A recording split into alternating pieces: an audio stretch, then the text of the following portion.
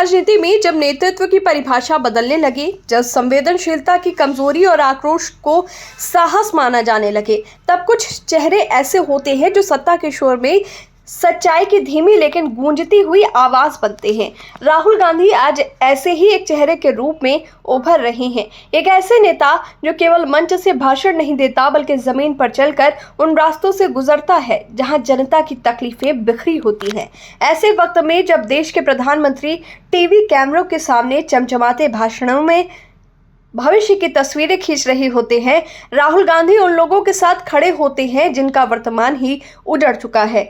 शायद यही कारण है कि भाजपा को राहुल गांधी से इतनी आपत्ति है, क्योंकि वो सब कर रहे हैं जो एक जिम्मेदार प्रधानमंत्री को करना चाहिए था। जब राहुल गांधी पुंछ पहुंचे, उस वक्त न केवल जम्मू कश्मीर की जमीन पर उनके कदम पड़ रहे थे, बल्कि वो सत्ता की उस चुप्पी को भी चुनौती दे रहे थे जो आतंकवाद से पीड़ित परिवारों की चीख तक नहीं सुन पा रहे थे। मोदी जहां 2047 के सपनों की बातें नीति आयोग में कर रहे थे, राहुल 2025 के दुखों से रूबरू हो रहे थे।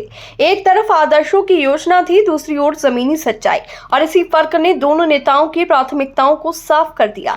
राहुल गांधी ने पहलगाम हमले को सिर्फ सियासी मुद्दा नहीं बनाया, बल्कि एक राष्ट्रीय पीड़ा समझा। जब मोदी सरकार सियासी लाभ के लिए ऑपरेशन सिंदूर को प्रचार का औजार बना रही थी, राहुल गांधी ने सेना के पराक्रम को सम्मान दिया और सरकार को एकजुटता का प्रस्ताव दिया। उन्होंने जयशंकर से सवाल पूछे, संसद के विशेष सत्र की मांग की, सर्वदलीय बैठकों में शामिल हुए, सब कुछ चुपचाप और गरिमा के साथ, क्योंकि उनका उद्देश्य दिखावा नहीं, देश हित था।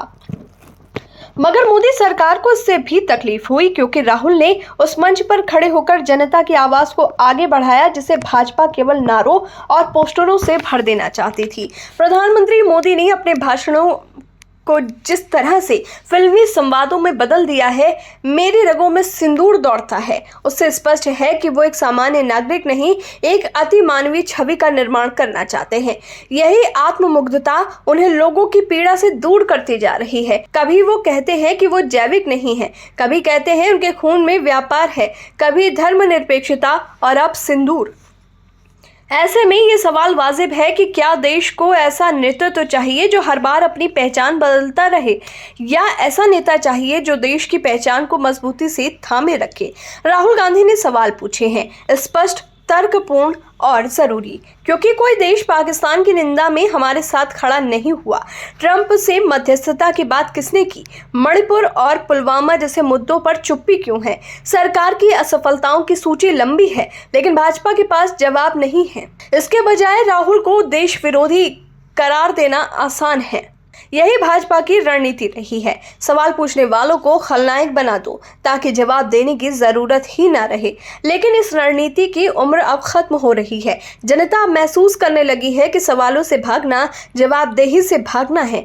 राहुल गांधी आज गरीबों, दलितों, महिलाओं, किसानों और युवाओं के साथ खड़े हैं, उनके अधिकारों की बात कर रहे हैं, भ्रष्टाचार और पूंजीवाद की मिलीभगत को उजागर कर रहे हैं, विदेश नीति के सफलताओं को गिना रहे हैं। वो सत्ता में नहीं है, फिर भी जिम्मेदारी निभा रहे हैं, और शायद यही बात भाजपा को सबसे ज्यादा असहज करती है। राहुल गांधी आज सत्ता के विकल्प के रूप में नहीं, बल्कि एक विवेकपूर्ण राष्ट्रवादी के रूप में सामने आ रहे हैं। उनका सफर ना तो आसान रहा है, ना अब होगा, लेकिन जिस तरह वो हर आरोप, हर हमले और हर षड्यंत्र के बावजूद डटे हुए हैं, वो इस बात का संकेत है कि भारतीय लोकतंत्र में एक नई राजनीति की नींव रखी जा रही है, जहां संवेदना, साहस और सत्य ही सबसे बड़ा नेतृत्व बनाते हैं।